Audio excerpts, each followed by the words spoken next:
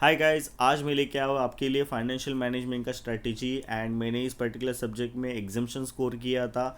तो किस तरह से मैंने 62 मार्क्स लाए थे, क्या प्रिपरेशन किया था, किस तरह से किया था, किस ऑर्डर में क्वेश्चन करना है, सब कुछ बताऊंगा आपको। और मैंने एमसीक्यूज़ कहाँ से किए थे वो भी बताऊंगा। तो मोस्टली पहले एमसीक्यूज़ में ही आता हो, तो मैंने एमसीक्यू का previous year question, model question paper ये तैयार करके अपने डिस्क्रिप्शन बॉक्स में दे दिया है लिंक, तो वहाँ से आप डाउनलोड कर लेना। और आपके लिए मैंने रेशियो एनालिसिस का नोट्स बनाया है, तो वो भी आप उधर से डाउनलोड कर लेना, जिससे कि आपके 7 मार्क्स तो कंफर्म हो जाएंगे। बिकॉज मैंने उस तरह से नोट्स बनाए हैं जिससे कि किसी को भी अंडरस्टैंडिंग हो जाए कि रेशियो एनालिसिस एग्जैक्टली क्या है। अब आते हैं मेन टॉपिक पे आपने कि एमसीक्यूज़ को कैसे हैंडल करना है। देखो, फाइनेंशियल मैनेजमेंट के जो भी एमसीक्यूज़ रहते हैं ना, मोस्टली प्रैक्टिकल नहीं तो थियरी वाले रहते हैं। ठीक है, थियरी वाले तो एमसीक्यूज़ रिपीट होते रहते हैं बार बार बार बार।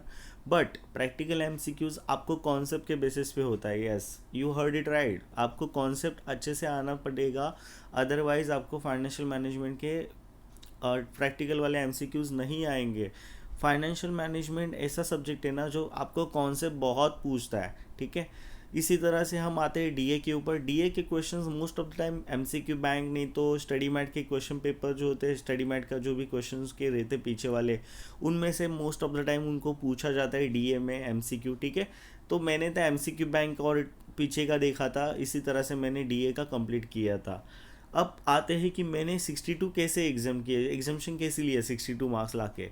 तो मैंने कोई भी थियरी वाला चैप्टर किया नहीं था, कुछ भी थियरी वाला नहीं, ना डाटा एनालिटिक्स किया था, ना एफएम का थियरी, कुछ नहीं किया था। मैंने टोटली पूरा का पूरा बस अपना प्रैक्टिकल्स पे ही फोकस किया था मोस्टली। कौन से प्रैक्टिकल्स पे मैंने ज़्यादा फोकस किया था ये भी बताऊंगा। अब आता हूँ मैं कि यहाँ पे कि आपको क्वेश्चन नंबर 2 में थियरी दिखेगा, इग्नोर करो, कोई ज़रूरत नहीं है करने की, थियरी इग्नोर करो यहाँ पे। देन क्वेश्चन नंबर 3 में आपको दिखेगा ratio analysis and application of funds, financial score, cash flow statement. देखो, क्वेश्चन नंबर 3 में रेशियो एनालिसिस आना कंफर्म है, 100% आएगा ही आएगा रेशियो एनालिसिस। इसके लिए मैंने पीडीएफ दिया है, तो वहाँ से पीडीएफ डाउनलोड करके देख लेना रेशियो एनालिसिस किस तरह से करना है। अब आती है बात कि बी पार्ट में, तो application of funds and cash flow statement, इनमें से ही क्वेश्चन आते हैं ज़्यादा से ज़्यादा। तो एप्लीकेशन ऑफ फंड्स के ज़्यादा चांसेस लग रहे हैं मुझे कि आने के, आ सकता है कैश फ्लो स्टेटमेंट भी आ सकता है, बट देखते हैं अभी क्या होता है। देन क्वेश्चन नंबर 4 में आते हैं, तो common size and comparative statement, इन दोनों में से एक आएगा ही आएगा मोस्ट ऑफ द टाइम। आपको दोनों में से ऐसा मतलब अल्टरनेटिवली आ जाता है। मुझे ऐसा लगता है, बहुत ज़्यादा इंट्यूशन है मुझे अंदर से कि कंपैरेटिव स्टेटमेंट आने के चांसेस है, बिकॉज दिसंबर 2024 में कॉमन साइज वाला क्वेश्चन आ गया था। एंड कॉस्ट ऑफ कैपिटल का भी क्वेश्चन आपको इजी पड़ेगा, और इसके भी नोट्स में आपको मेरे इसके भी दे दूंगा। ठीक है, तो वहाँ से डाउनलोड कर लेना, जिससे कि आपको कॉस्ट ऑफ कैपिटल की छोटी छोटी बारीक चीज़ें होती है जो भी गलत करती है अपनी क्वेश्चंस, उनके लिए हेल्प करेगा। ठीक है, now coming to the point, question number 5। Question number 5 में पूरा कैपिटल बजटिंग का रहता है, और आपको बता दूं कैपिटल बजटिंग के मोस्टली प्रीवियस ईयर के क्वेश्चंस, नहीं तो कोई भी मतलब सीए के क्वेश्चंस रहते हैं, सीएमए के क्वेश्चंस रहते हैं, एमबीए के भी क्वेश्चंस रहते हैं कैपिटल बजटिंग के। ऐसा एज सच बता नहीं सकते कि कहाँ से आते हैं, बुक के भी क्वेश्चंस रहते हैं इसके अंदर। ठीक है, बट एक बात बता दूं आपको कि कैपिटल बजटिंग में मशीनरी का क्वेश्चन कंपलसरी रहता है, और एक प्रोडक्ट बेस्ड क्वेश्चन रहता ही रहता है। ठीक है, जिससे कि आपको पता होगा कि मतलब इतना इतना सेल्स करना है, ये करना है, वो करना है, तो उसको करना चाहिए कि नहीं करना चाहिए ये बताओ। नहीं तो मशीनरी है अपना, तो मशीनरी लेना चाहिए कि नहीं लेना चाहिए, फिर दो मशीनरी को हम कंपेयर करते, इंक्रीमेंटल करते, प्रोसेस को यूज़ करते, तो उस तरह से पर्टिकुलर सिचुएशंस क्रिएट करके कैपिटल बजटिंग में पूछा जाता है।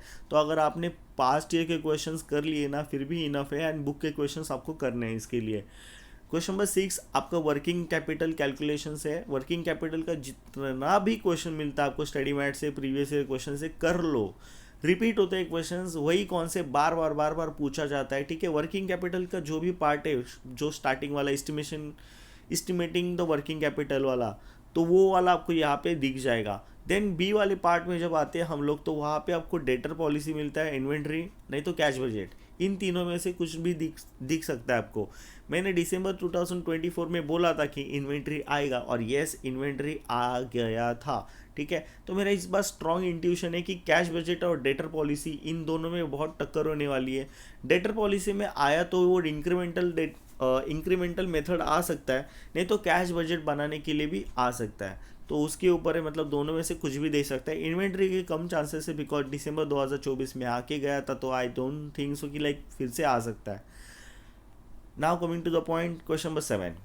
क्वेश्चन नंबर 7 में लिख लो मेरे से कि कैपिटल स्ट्रक्चर आ रहा है। कैपिटल स्ट्रक्चर आ ही गया है, मतलब कैपिटल स्ट्रक्चर का बुक का क्वेश्चन आता है मोस्टली, बट आप चार्टेड अकाउंटेंसी का बुक भी ले लो, उसमें से भी क्वेश्चन प्रैक्टिस करो, कैपिटल स्ट्रक्चर को स्ट्रांग करो। अगर आपका गलत होगा या फिर आपको जमता नहीं होगा, लाइक फाइनेंशियल लिवरेज हो गया, ब्रेक इवन पॉइंट हो गया, तो कैपिटल स्ट्रक्चर में बहुत कुछ है, तो वो वाला आपको करना है। डिविडेंड डिसीजन का क्वेश्चन भी आपको करके रखना है, और लीवरेज और ईबीआईटी एनालिसिस भी आपको करना है। ऐसा कुछ नहीं छोड़ना है, प्रैक्टिकल तो कुछ नहीं छोड़ना है, आपको सब कुछ करके जाना है। अब मैं आपको बता दूं, बीडीए को पूरा इग्नोर कर दो, कुछ करने की ज़रूरत नहीं है, फालतू का सब्जेक्ट दिया हुआ है वो, बस नॉलेज पर्पज़ के लिए रीडिंग करना है अपने को, बस दैट्स इट। रट्टा बेट्टा कुछ लगाना नहीं है बीडीए का, इग्नोर कर दो उसको बीडी की तरह।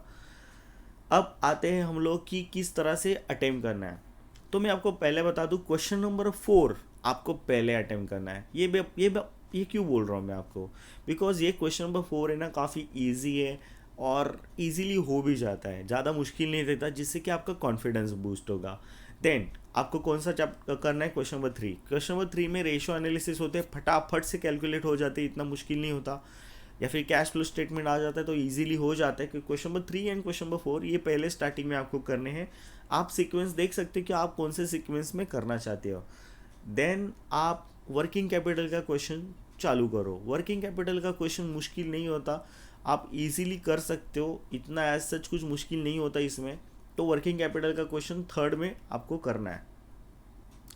उसके बाद में आपको कैपिटल बजटिंग का क्वेश्चन देखना है। अगर कैपिटल बजटिंग का क्वेश्चन छोटा है, एकदम स्टडी मैट का क्वेश्चन है, या फिर आपने देखा हुआ क्वेश्चन है, तो ही कैपिटल बजटिंग पे कूदना है, अदरवाइज आपको कैपिटल बजटिंग पे कूदना नहीं है। कैपिटल बजटिंग बहुत डेंजरस चैप्टर है, आपको बता दूं, यहाँ पे कूदना नहीं है डायरेक्टली। अगर आपको 100% आता है वो क्वेश्चन करने के लिए, तभी आपको कैपिटल बजटिंग पे जाना है 4th के इधर, ठीक है, 4th टाइम पे। देन उसके बाद अगर कैपिटल बजटिंग आपको नहीं आता अच्छे से, तो आप कैपिटल स्ट्रक्चर, ईबीआईटी एनालिसिस, नहीं तो लीवरेज वाला एनालिसिस है, इनके ऊपर भी ध्यान दे सकते हो। नेट डिविडेंड डिसीजन, ये वाले क्वेश्चंस कर सकते हो। तो मैं बोलूँगा, आपको मैं बता दिया कि ये क्वेश्चन नंबर 5, क्वेश्चन नंबर 7 में आपको चॉइस दिया है कि आपको किस तरह से करना है। अगर कैपिटल बजटिंग अच्छे से आता है आपको, तो yes you can go for the capital budgeting. अगर नहीं आता तो कैपिटल स्ट्रक्चर एंड ये वाले छोटे मोटे क्वेश्चंस आप इजीली कर सकते हो, ठीक है। और बीडीए को इग्नोर ही करना है, बीडीए करके फ़ायदा कुछ नहीं है, बस उसका बुक रीडिंग करो एंड इंपॉर्टेंट पॉइंट्स को बस मार्क डाउन करो, जिससे कि एमसीक्यूज़ में आपको हेल्प मिले, ठीक है। तो आपको क्वेश्चंस कहाँ से करने हैं, क्वेश्चंस आपको करने स्टडी मैट के क्वेश्चंस, इंस्टीट्यूट के प्रीवियस ईयर के क्वेश्चंस, आपको सब करने हैं। ऐसा नहीं बोल रहा हूँ कि सबके सब हैंड रिटन करने हैं, कुछ कुछ क्वेश्चन आपको देख के जाने हैं, कुछ नए एडजस्टमेंट होंगे तो उनको लिख के लेना है अपने कौन से बुक पे। जैसे कि मैं लिख के लेता था, मतलब ऐसा मुझे कुछ मुश्किल लगता था तो मैं ऐसा साइड में लिख लेता था कि भाई हाँ, यहाँ पे ये डिफ़िकल्टी आ रहा है, ये प्रीवियस ईयर क्वेश्चन में डिफ़िकल्टी देने वाला क्वेश्चन था, तो इसको मैं लिख के लेता हूँ, मतलब आराम से, तो जिससे कि मैं जब रिविजन करने बैठता था ना, तो मुझे प्रॉब्लम नहीं होता। तो इस तरह से मैंने 62 मार्क्स गेन किए थे। और आपको बता दूँ, क्वेश्चन नंबर 7 का जो एक क्वेश्चन था मैंने छोड़ दिया था बिकॉज मुझे नहीं आ रहा था, एंड कैपिटल बजटिंग में मेरा गलती बहुत हुआ था। और क्वेश्चन नंबर 3 में मैंने बी वाला पार्ट छोड़ दिया था, मतलब वो स्कोर वाला, फाइनेंशियल स्कोर वाला क्वेश्चन आया था। इवन दो इतना सब कुछ होने के बाद भी मैंने एग्जामिशन लिया है, मतलब आप समझ सकते हो कि आपको किस तरह से प्रिपेयर करना है। अगर आपने ratio analysis, common size, comparative statement, cost of capital, working capital, ये 3-4 टॉपिक्स भी अच्छे से कर लिए ना, और आपके एमसीक्यूज आपने अच्छे से कर लिए ना, मार्क माय वर्ड्स, आपको एग्जामिशन से कोई नहीं रोक रहा। मतलब आपको एमसीक्यू में 20+ लाने हैं, बाकी का आपका पर्टिकुलर सब्जेक्ट संभाल लेगा, पर्टिकुलर पार्ट संभाल लेगा। बस आपको थियरी नहीं करना है, थियरी करोगे तो आप फंस जाओगे, क्योंकि वहाँ पे वो मार्क्स काटेगा और उसको मार्क्स काटने हैं आपके। तो आपको थियरी नहीं करना है, इनके चैप्टर पे ध्यान देना है। अगर कुछ भी नहीं आता फिर भी लिख के आना है, ऐसा कुछ ऐसा रूल नहीं है कि भाई नहीं लिखना है, कुछ नहीं आता तो नहीं लिखना है, ठीक है। तो यही बात थी मेरी, इसी वजह से मतलब मैंने एग्जामिशन स्कोर किया था। और हाँ, यही सब्जेक्ट है जिसने मेरे को पास किया था ग्रुप 2 और फाइनल में जाने के लिए हेल्प की थी।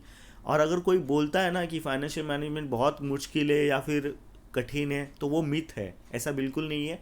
मैंने खुद ने एग्जामिशन लिया है, खुद एग्जामिशन लाके साबित कर दिया है कि एफएम इजी है, इजी हो सकता है अगर आपने ठीक से किया तो, ठीक है, और ठीक से ऑर्डर आपने फॉलो किया तो हो जाएगा आराम से।